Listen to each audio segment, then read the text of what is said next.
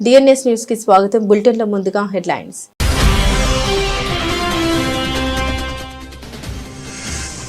ప్రధాని Modi Putin భేటీపై America media ప్రత్యేక కథనాలు.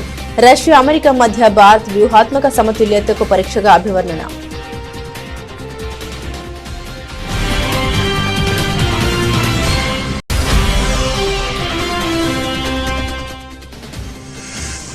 జైళ్లకు దిద్దుబాటు గృహాలుగా పేరు మార్చి నైపుణ్య అభివృద్ధి కార్యక్రమాన్ని ప్రోత్సహించాలి సూచించిన భారత ప్రధాన న్యాయమూర్తి జస్టిస్ సూర్యకాంత్.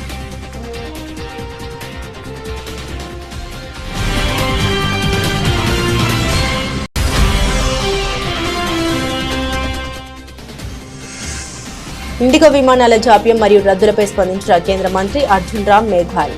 క్రమంగా పరిస్థితులు మెరుగుపడుతున్నాయని వెల్లడి.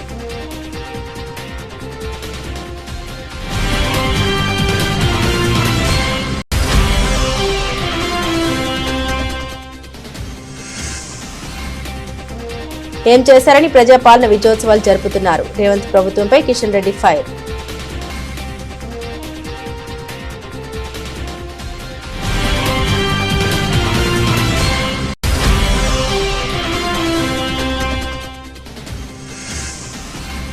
తెలంగాణ రైజింగ్ గ్లోబల్ సదస్సు. రేవంత్ రెడ్డి విహంగ వీక్షణం.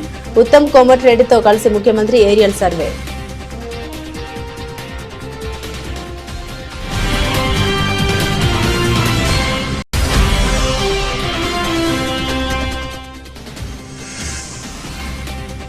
రాష్ట్ర ఎంపీలపై ఏపీ పీసీసీ చీఫ్ షర్మిల తీవ్ర ఆగ్రహం. పార్లమెంట్లో రాష్ట్ర హక్కుల గురించి మాట్లాడడం లేదని విమర్శ.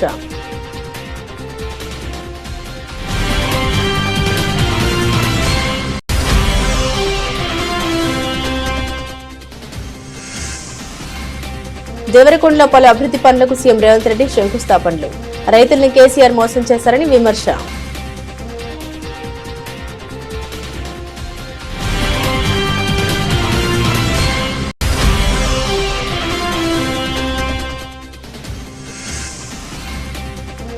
గిరిజన సంక్షేమంలో విఫలమైన కూటమి ప్రభుత్వం తేల్చి చెప్పిన మాజీ డిప్యూటీ సీఎం పుష్ప శ్రీవాణి.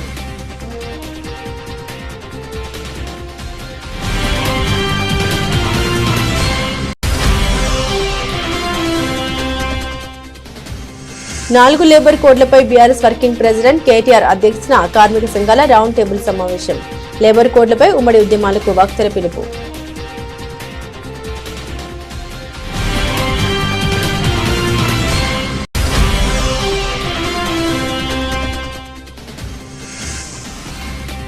సెట్టింగ్లో ప్రత్యేక విమానాల కోసం కోట్లు ఖర్చు చేయాలా? కూటమి ప్రభుత్వాన్ని ప్రశ్నించిన Nandamuri Lakshmi Parvati.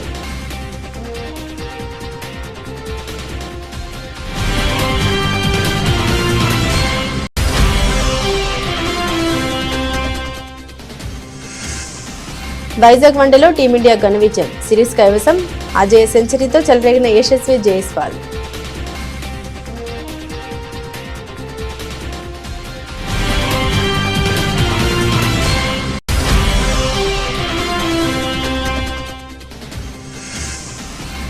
టర్కీలో powerlifting tourney. Deadlift తో పసిటి మూత మోగించిన ప్రగతి. 49 ఏళ్ల వయసులో అంతర్జాతీయ స్థాయిలో అద్భుత ప్రదర్శన.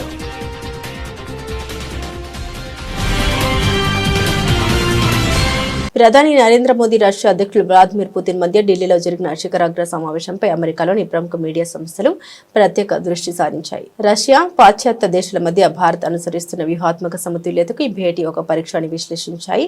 ఇంధనం, రక్షణ సంబంధాలు, వాషింగ్టన్ నుండి వస్తున్న ఒత్తిళ్ల నడుమ ఇరు నేతల మధ్య ఉన్న వ్యక్తిగత బంధం ఈ పర్యటనను ఎలా ప్రభావితం చేసిందో తమ కథనాల్లో వివరించాయి. వాల్ స్ట్రీట్ జర్నల్ తన కథనంతో రష్యా నుండి తక్కువ ధరకు ముడి చమురు కొనుగోలు చేస్తున్న భారత్పై అమెరికా ద్వితీయ శ్రేణి ఆంక్షల ఒత్తిడి పెరుగుతున్న సమయంలో ఈ భేటీ జరిగిందని పేర్కొంది.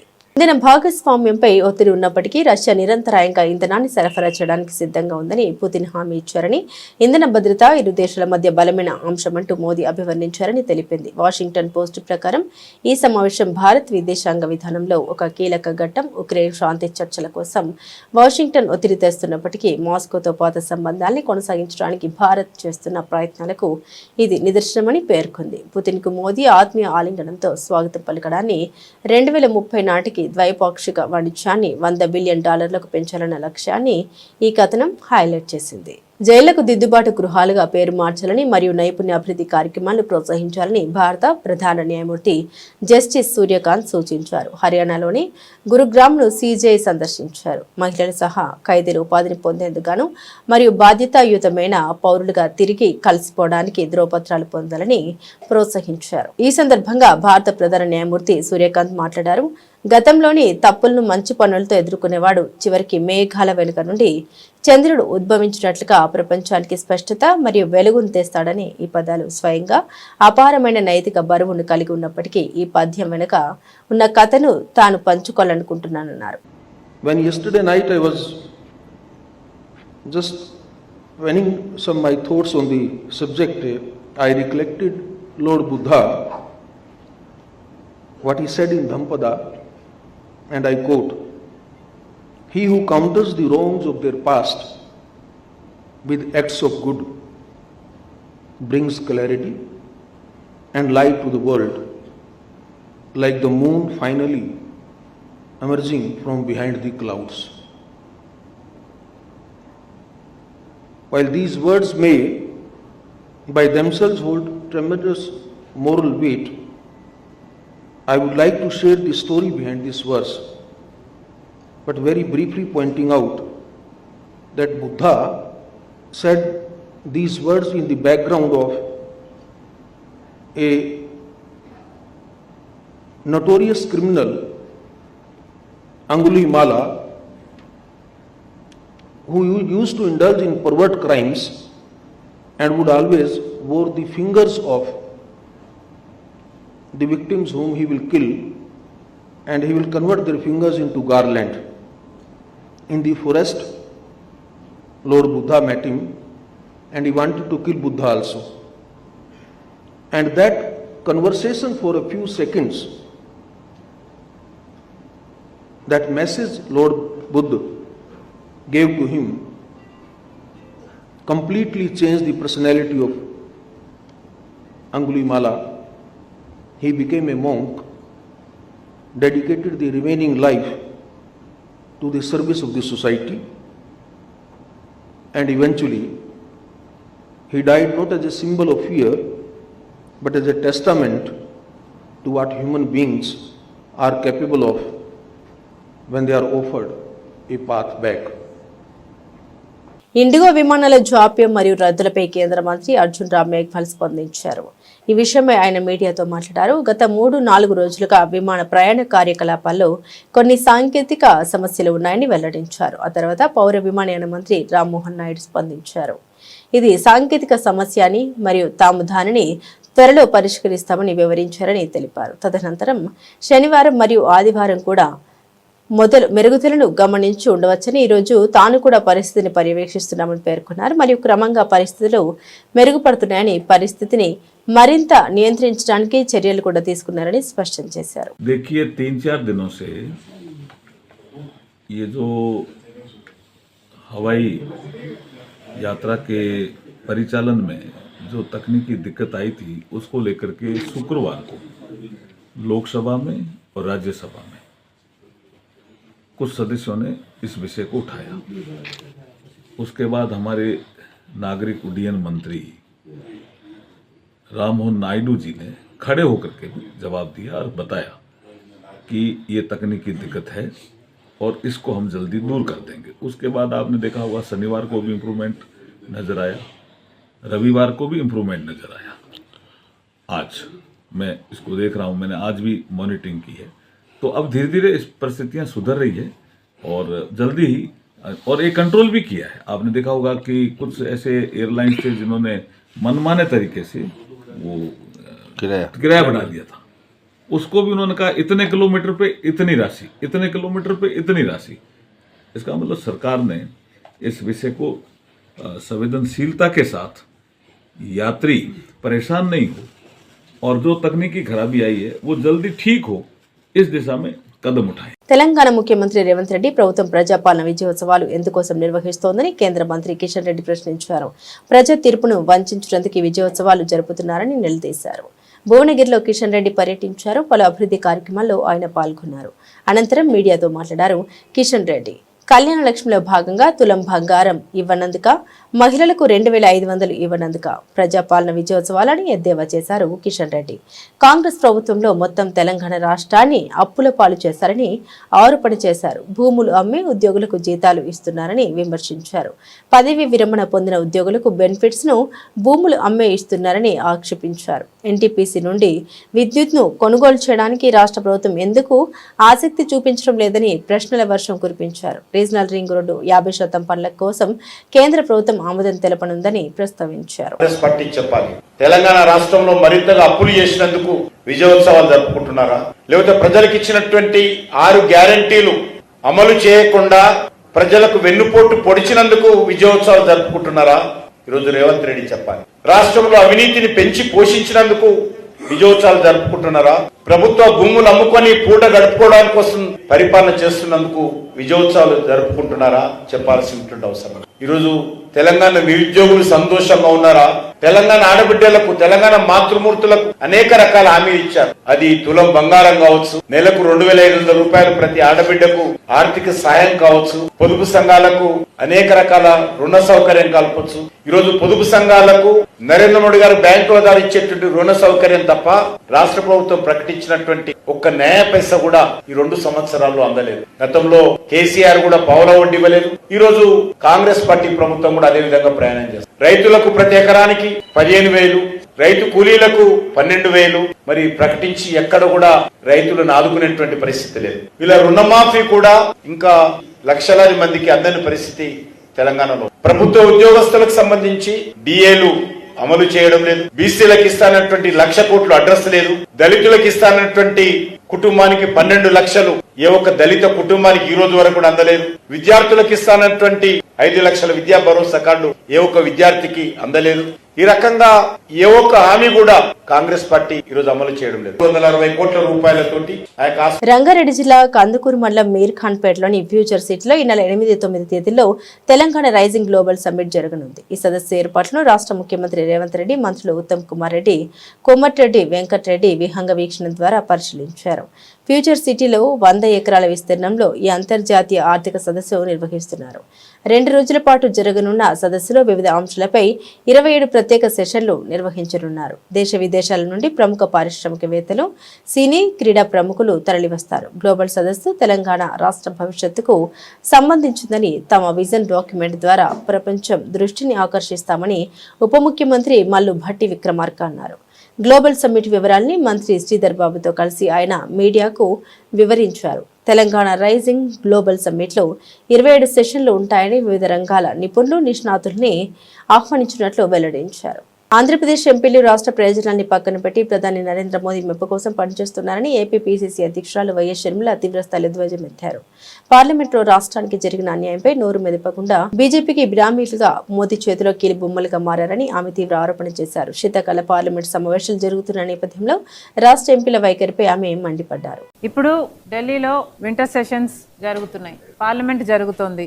మన రాష్ట్రానికి సంబంధించి 25 మంది లోక్సభ ఎంపీలు ఉన్నారు, 11 మంది రాజ్యసభ ఎంపీలు ఉన్నారు. అంటే మొత్తం 36 మంది ఎంపీలు ఉన్నారు. కనీసం ఈ సెషన్లోనైనా మన రాష్ట్ర ప్రజల హక్కుల కోసం కొట్లాడతారేమో అని ప్రతిరోజు చూస్తూనే ఉన్నాం, ఎదురు చూస్తూనే ఉన్నాం. కానీ ఇప్పటికీ మన రాష్ట్ర ఎంపీలు చాలా బుద్ధిమంతులుగా చక్కగా కూర్చుంటున్నారు.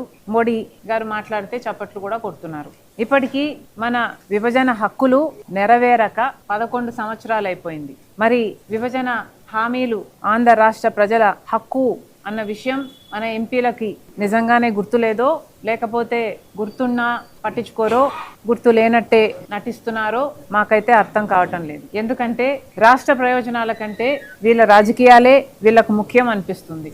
మన హామీల మీద, మన హక్కుల మీద మన రాష్ట్ర ప్రజల తరపున పోరాటం చేయడం కంటే మోడీ గారి మెప్పే వీళ్లకు మిన్నా అనిపిస్తుంది. ఢిల్లీలో రాష్ట్రంలో ఎంపీలుగా పదవులు అనుభవించడం మీద ఉన్న శ్రద్ధ ఆంధ్ర రాష్ట్ర ప్రజల హక్కుల మీద లేనట్టుగా కనిపిస్తుంది. అసలు నిజానికి ఏమనిపిస్తుందంటే పేరుకు మాత్రమే వీళ్ళంతా వేరువేరు పార్టీలుగా టీడీపీ గానో, జనసేన గానో, వైసీపీ గానో పేరుకు మాత్రమే వేరువేరుగా ఉన్నారు కానీ నిజానికి వీళ్ళంతా బీజేపీ పార్టీ బినామీలా అనిపిస్తుంది. తమ ప్రభుత్వంలో సంక్షేమం అభివృద్ధి రెండు కళ్ళుగా పాలన సాగుతోందని తెలంగాణ ముఖ్యమంత్రి రేవంత్ రెడ్డి వ్యాఖ్యానించారు. కేసీఆర్ హయాంలో పేదలకు రేషన్ కార్డులు ఇవ్వాలని ఆలోచన చేయలేదని విమర్శించారు. పేదలందరికీ తమ ప్రభుత్వంలో రేషన్ కార్డులు ఇచ్చామని స్పష్టం చేశారు. పేదలకు 200 యూనిట్ల ఉచిత విద్యుత్ అందిస్తున్నామని పేర్కొన్నారు. నల్గొండ జిల్లాలోని దేవరకొండలో సీఎం రేవంత్ రెడ్డి పర్యటించారు. పలు అభివృద్ధి పనులకు శంకుస్థాపనలు చేశారు. అనంతరం భారీ బహిరంగ సభలో ప్రసంగించారు సీఎం రేవంత్ రెడ్డి. 24 గంటల పాటు ఉచిత విద్యుత్ ఇచ్చిన ఘనత మాదే. ఉచిత కరెంట్ పేటెంట్ కాంగ్రెస్ దే. పేదలంటే కేసీఆర్ కు ఇష్టం ఉండదు. రైతుల్ని కేసీఆర్ మోసం చేశారని సీఎం రేవంత్ రెడ్డి విమర్శించారు. ఇవాళ నాది ఒకటే మాట, 10 ఏళ్లు నష్టపోయినాం, 10 ఏళ్లు కష్టపడ్డాం, 10 ఏళ్లు మోసపోయినాం. నమ్మించి నట్టేట ముంచినోడు ఒకవైపు, నమ్ముకున్నోళ్లకు నిలబడి పనిచేసే వాళ్ళు ఇంకొక వైపు. ఈనాడు తెలంగాణ రాష్ట్రం ఇచ్చిన కాంగ్రెస్ పార్టీ అధికారంలో ఉంది. తెలంగాణ ప్రజల యొక్క ఆకాంక్షలేందో, తెలంగాణను ఏ విధంగా అభివృద్ధి చేయాలో, తెలంగాణలో సంక్షేమ పథకాలు ఎవరికి చెందాలో సంపూర్ణమైన అవగాహన ఉన్న మన ప్రభుత్వం డిసెంబర్ 8, 9 నాడు మీ కూతవేటు దూరంలో మహేశ్వరంలో ఈనాడు మనము తెలంగాణ రైజింగ్ గ్లోబల్ సమ్మిట్ నిర్వహించుకుంటున్నాం. ప్రపంచ దేశాల నుంచి 100 దేశాల నుంచి ప్రతినిధులు వస్తున్నారు. మన తెలంగాణ ఏ విధంగా అభివృద్ధి చేసుకోవాలో, మన తెలంగాణలో సంక్షేమ పథకాలు ఏ విధంగా అమలు జరుగుతున్నాయో ఇవాళ మనం చూస్తున్నాం. అందుకే ఈ రోజు దేశానికి ఆదర్శంగా వరి పంటలో దేశంలో నెంబర్ 1, శాంతి భద్రతలను కాపాడడంలో దేశంలో నెంబర్ 1, గంజాయి డ్రగ్స్ ను అణచివేయడంలో దేశంలో నెంబర్ 1, ఇవాళ విద్యలో కాంగ్రెస్ పార్టీ నెంబర్ 1, వైద్యంలో కాంగ్రెస్ పార్టీ రాష్ట్రాన్ని నెంబర్ 1 స్థానంలో ఉంచింది. రాబోయే రోజుల్లో ఈ రాష్ట్రాన్ని దేశంలోనే మొదటి స్థానంలో నిలబెట్టి దేశానికి ఆదర్శంగా నిలబడే తెలంగాణ మోడల్ ఈ తెలంగాణ రాష్ట్రంలో ప్రకటిస్తాం. ఈ రోజు తెలంగాణని అభివృద్ధి పదం వైపు నడిపిస్తాం. ఈ ప్రభుత్వమే లంబడోళ్ళది, ఈ ప్రభుత్వమే ఆదివాసీలది, ఈ ప్రభుత్వం ఉన్నదే లంబాడి సోదరులకు ఎస్టీ రిజర్వేషన్లు ఇచ్చింది ఇందిరమ్మ. మీ ఊర్లో చదువుకున్న జైపాల్ రెడ్డి ఆనాడు కష్టపడి దేవరకొండ బడిలో చదువుకున్న జైపాల్ రెడ్డి లంబడోళ్లను ఎస్టీలో ఇవాళ 18 నెలల పాలనలో కూటమి ప్రభుత్వం రాష్ట్రంలో వైద్య విద్యా రంగాలను పూర్తిగా భ్రష్టు పట్టించిందని సీఎం చంద్రబాబుపై వైఎస్ఆర్సీపీ నేతలు పీడిక రాజన్న ద్వారా పుష్ప శ్రీవాణి కళావతి ఆగ్రహం వ్యక్తం చేశారు. తమ పాలనలో ప్రజలకేం చేశామో చెప్పుకోలేక సీఎం చంద్రబాబు పార్వతీపురం జిల్లాలో పేరెంట్స్ టీచర్స్ మీటింగ్ లో విమర్శలకు దిగారని ఆగ్రహం వ్యక్తం చేశారు. పార్వతీపురం వైఎస్ఆర్సీపీ కార్యాలయంలో మీడియాతో మాట్లాడుతూ సినిమా సెట్టింగులతో CM Chandrababu parents teachers meet నిర్వహిస్తే స్కూల్లో లోటుపాట్లు ఎలా తెలుస్తాయని నిలదీశారు. జిల్లాకు హామీలిస్తారనుకుంటే ఉసూరు మనిపించారని తేల్చి చెప్పారు. తన శాఖలో ఏం జరుగుతుందో తెలియని గుమ్మడి సంధ్యారాణి ఓ ఫెయిల్యూర్ మంత్రి అని మండిపడ్డారు. మీరు కేవలం గత ప్రభుత్వంలో ఉన్నటువంటి ఏవైతే విధానాలు ఉన్నాయో వాటిని కాపీ పేస్ట్ చేసి పేర్లు మార్చి ఈ రోజు అందిస్తున్నారు తప్ప జగన్మోహన్ రెడ్డి గారి ఆలోచన అంత గొప్ప ఆలోచన మీకు లేదు. ఆ ఇంప్లిమెంటేషన్ లో కూడా లోపాలే. ఏదైతే గతంలో ఉన్నటువంటి విధానాలను పక్కన పెట్టడం, ఇది తప్ప చేసింది ఏమీ లేదు, ఒరిగింది ఏమీ లేదు ఈ ప్రభుత్వం అని చెప్పేసి ఈ సందర్భంగా తెలియజేస్తున్నాం. మంత్రి గిరిజన సంక్షేమ శాఖ మంత్రి women and child welfare minister గారు ముందు రోజు ఒక ప్రెస్ మీట్ పెట్టి పాపం ఆవిడ చాలా ఇదిగా చంద్రబాబు నాయుడు గారు వస్తున్నారు, రేపొద్దున మన ముఖ్యమంత్రి గారు వస్తున్నారు, మన విద్యాశాఖ మంత్రులు లోకేష్ గారు వస్తున్నారు, మనం అందరం కలిసి సమిష్టిగా సక్సెస్ చేయాలన్నారు మంత్రి గారు. ఆ మనంలో మీరేరండి మంత్రి గారు, మీరెందుకు లేరు? మీకు ఆహ్వానం లేదా, లేకపోతే వద్దని చెప్పేసి మొహమ్మద్ చెప్పేశారా, లేకపోతే ఏంటి? మీరు ఎప్పుడు మాట్లాడిన గిరిజనులు అంటే అంత చులకన జగన్మోహన్ రెడ్డికి, గిరిజనులు అంటే అంత చులకన మాజీ ముఖ్యమంత్రికి అంటారు కదా. ఏది గిరిజనులు మీ ప్రభుత్వంలో మీ ముఖ్యమంత్రి గారు గిరిజన సంక్షేమ శాఖ మంత్రి గారికి గౌరవం ఇవ్వలేదు. అడుగుతున్నారు పరువు పోద్దని చెప్పి పాపం విజయవాడ వెళ్ళిపోయారు. ఒకసారి మీ స్టాఫ్ని అడగండి. ఉదయం 8:20, 8:30 ఆ టైంలో మీ ప్రోగ్రాము గ్రూప్స్లో పెట్టారు కదా. 9 గంటలకి పలానా స్కూల్లోని పేరెంట్స్ టీచర్స్ మీటింగ్లో జాయిన్ అవుతారు, సాయంత్రం ఏమో ప్రజా దర్బార్ అని పెట్టారా లేదా మీ స్టాఫ్? అడగండి ఒకసారి. మరి హుటాహుటి నన్ను అక్కడ పాల్గొమన్నారని చెప్పి హుటాహుటిన విజయవాడ వెళ్ళిపోయారు అంటే క్లియర్ కట్గా మిమ్మల్ని రావద్దు అన్నటువంటి ఇన్స్ట్రక్షన్స్ ఉన్నాయి కాబట్టే మీరు ఆ కార్యక్రమంలో పాల్గొలేదు. మాట్లాడేటప్పుడు కూడా మీరు ఏం చెప్పారంటే ఇది గిరిజన జిల్లా, ఇది గిరిజన కాన్స్టిట్యున్సీ. బామిని అనేది కేంద్ర ప్రభుత్వం తీసుకొచ్చిన 4 లేబర్ కోడ్లకు వ్యతిరేకంగా కార్మిక సంఘాలన్నీ ఏకమై ఉమ్మడి ఉద్యమాలు నిర్వహించారని పలువురు వక్తలు పిలుపునిచ్చారు. 4 లేబర్ కోడ్లపై బీఆర్ఎస్ వర్కింగ్ ప్రెసిడెంట్ కేటీఆర్ అధ్యక్షతన తెలంగాణ భవన్లో నిర్వహించిన కార్మిక సంఘాల రౌండ్ టేబుల్ సమావేశంలో పలువురు నేతలు పాల్గొని మాట్లాడారు. కార్పొరేట్ల గుత్తాధిపత్యం దేశానికి ప్రమాదకరమని బీఆర్ఎస్ వర్కింగ్ ప్రెసిడెంట్ కేటీఆర్ హెచ్చరించారు. కేంద్రం తెచ్చిన 4 లేబర్ కోడ్లపై తెలంగాణ నుండే పోరాటం మొదలు పెడతామని, బోధించు, సమీకరించు, పోరాడు అని అంబేద్కర్ ఇచ్చిన నినాదం స్ఫూర్తితో ఉద్యమిస్తామని ప్రకటించారు. రాష్ట్రంలోని కాంగ్రెస్ సర్కార్ లేబర్ కోడ్ల అమలును నిలిపివేసేదాకా అసెంబ్లీ మండలిని స్తంభింపజేస్తామని హెచ్చరించారు కేటీఆర్. ఒకసారి మనం గుర్తు తెచ్చుకుంటే వెనక్కి తిరిగి తప్పకుండా మనం ఇవాళ కొన్ని నిర్ణయాలు తీసుకోవాల్సిన బాధ్యత ప్రధాన ప్రతిపక్షంగా మన మీద ఉన్నది. అందులో నేను ప్రతిపాదించేది ముందుగా గౌరవ పెద్దలు రాంబాబు గారికి, వినోద్ గారికి, ముఖ్యంగా అదేవిధంగా సహచర పెద్దలందరికీ కూడా ముందుగా ఈ 4 లేబర్ కోడ్స్ మీద ముందు మనకి ఇప్పుడు ఇంతకుముందు ఒక మిత్రులు అన్నారు, ఎవరో గుర్తు రావట్లేదు, కానీ మన వాళ్ళకి అవగాహన లేదు, నిజానికి చాలా మందికి తెలియదు వీటి వల్ల జరిగే దుష్పరిణామాలు అని చెప్పాను. ముందు చేయాల్సిన పని ఏంటంటే బోధించు, సమీకరించు, పోరాడు అనే సూత్రంలో భాగంగా అన్ని మా వినయ్ భాస్కర్ గారు అనుకుంటా చెప్పింది అవగాహన లేదు అని. ఖచ్చితంగా వరంగల్ నుంచే ప్రారంభిద్దాం వినయ్ భాస్కర్ గారు. అన్ని జిల్లా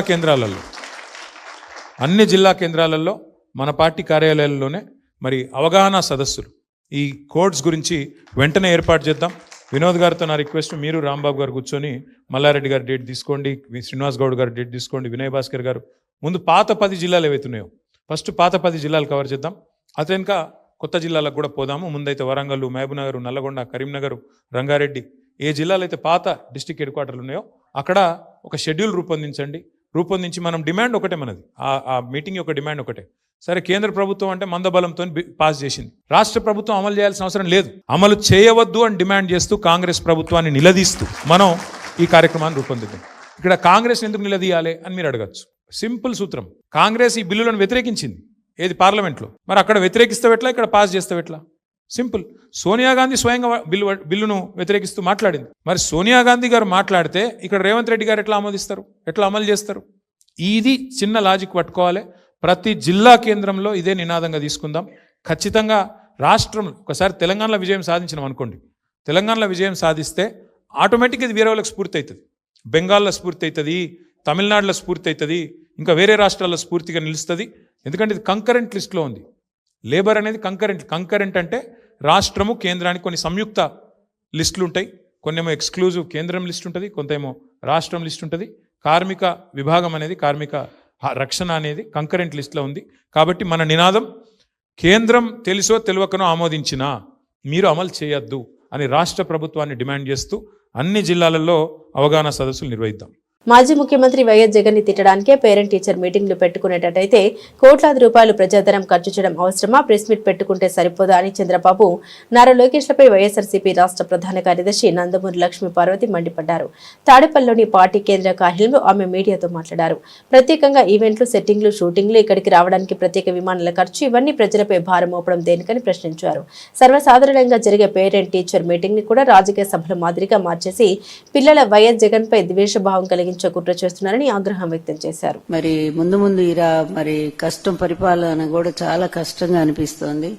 FRBM పరిధి కూడా దాటిపోయింది, ఇక అప్పు అనేది ₹1 కూడా రాదు అంటూ ఇక తన నిస్సహాయత అంటే ఎప్పుడైనా గత 5 సంవత్సరాల్లో జగన్మోహన్ రెడ్డి గారు ఏనాడైనా అన్ని పథకాలు అమలు చేస్తూ, నవరత్నాలన్నీ కూడా అమలు చేస్తూ ఏ ఒక్క రోజైనా ఈ భేద పలుకు పలికారా?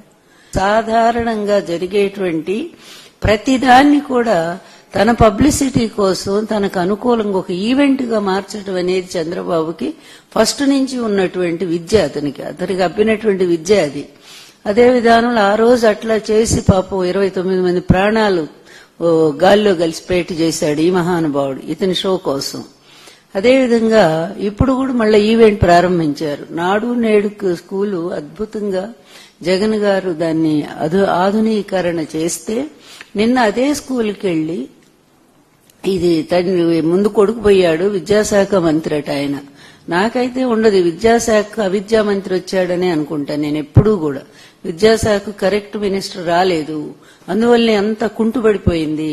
స్కూల్స్ లో పిల్లలు వెళ్తున్నారా అండి? ఎంత శాతం? దాదాపుగా 1/4% పిల్లలంతా తగ్గిపోయారు.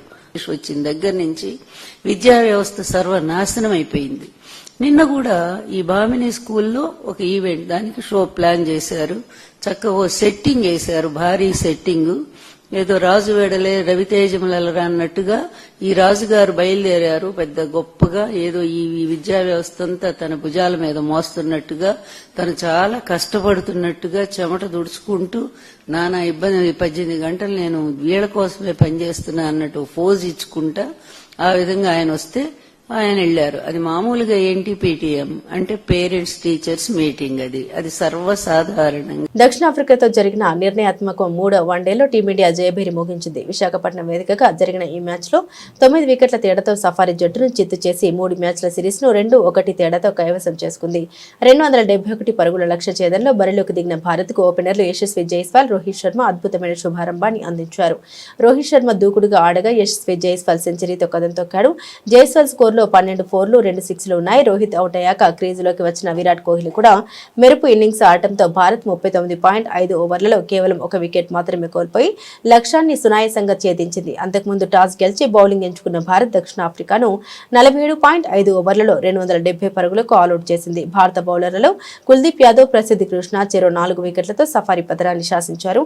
హర్షదీప్ సింగ్, రవీంద్ర జడేజా చెరో వికెట్ పడగొట్టారు. తెలుగు సినిమాలో క్యారెక్టర్ ఆర్టిస్ట్ గా తనకంటూ ప్రత్యేక గుర్తింపు తెచ్చుకున్న నటి ప్రగతి అంతర్జాతీయ క్రీడా వేదికపై సత్తా చాటారు. 49 ఏళ్ల వయసులో అద్భుతమైన ప్రతిభ కనబరిచి టర్కీలో జరిగిన Asian open and masters powerlifting championship 2025లో ఏకంగా 4 పతకాలు సాధించారు.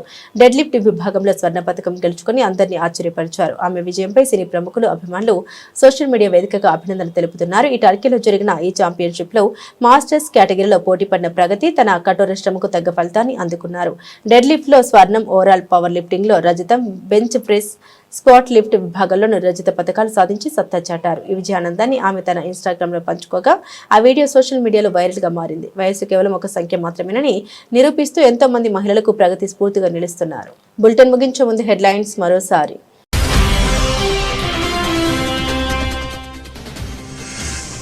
ప్రధాని మోదీ పుతిన్ భేటీపై అమెరికా మీడియా ప్రత్యేక కథనాలు. రష్యా, అమెరికా మధ్య భారత్ వ్యూహాత్మక సమతుల్యతకు పరీక్షగా అభివర్ణన.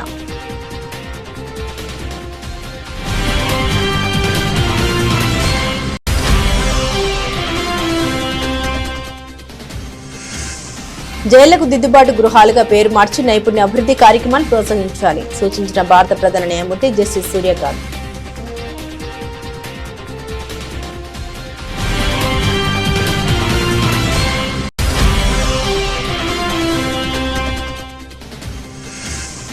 ఇండిగో విమానాల జాప్యం మరియు రద్దులపై స్పందించిన కేంద్ర మంత్రి అర్జున్ రామ్ మేఘ్వాల్. క్రమంగా పరిస్థితులు మెరుగుపడుతున్నాయని వెల్లడి.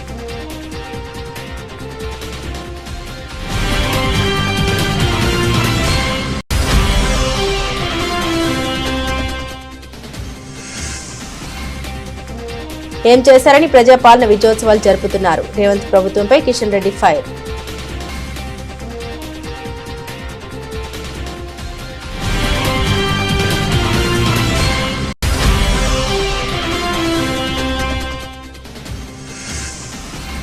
తెలంగాణ రైజింగ్ గ్లోబల్ సదస్సు. రేవంత్ రెడ్డి విహంగ వీక్షణం.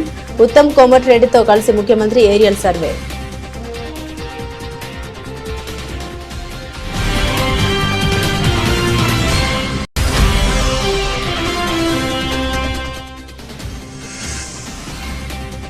రాష్ట్ర ఎంపీలపై ఏపీ పీసీసీ చీఫ్ షర్మిల తీవ్ర ఆగ్రహం. పార్లమెంట్లో రాష్ట్ర హక్కుల గురించి మాట్లాడడం లేదని విమర్శ.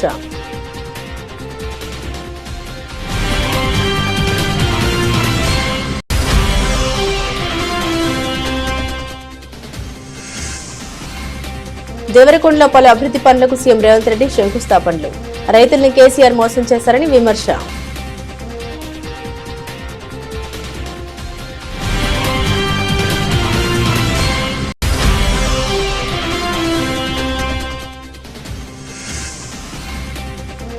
గిరిజన సంక్షేమంలో విఫలమైన కూటమి ప్రభుత్వం తేల్చి చెప్పిన మాజీ డిప్యూటీ సీఎం పుష్ప శ్రీవాణి.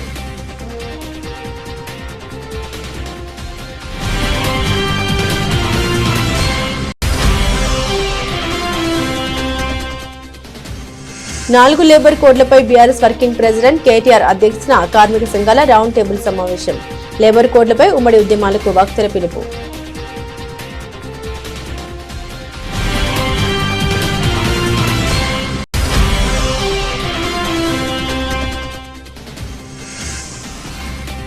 సెట్టింగ్లు ప్రత్యేక విమానాల కోసం కోట్లు ఖర్చు చేయాలా? కూటమి ప్రభుత్వాన్ని ప్రశ్నించిన నందమూరి లక్ష్మీ పార్వతి.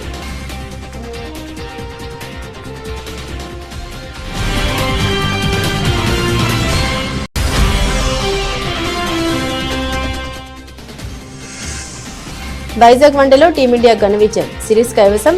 అజయ్ సెంచరీతో చెలరేగిన యశస్వి జైస్వాల్.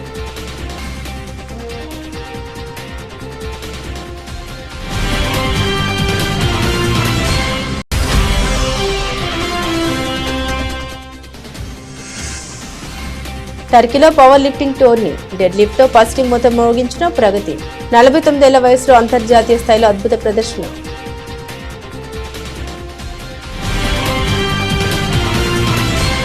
ఇవి బులెటిన్లోని విశేషాలు. తిరిగి మరో బులెటిన్తో మళ్ళీ కలుసుకుందాం. అంతవరకు సెలవు. నమస్కారం.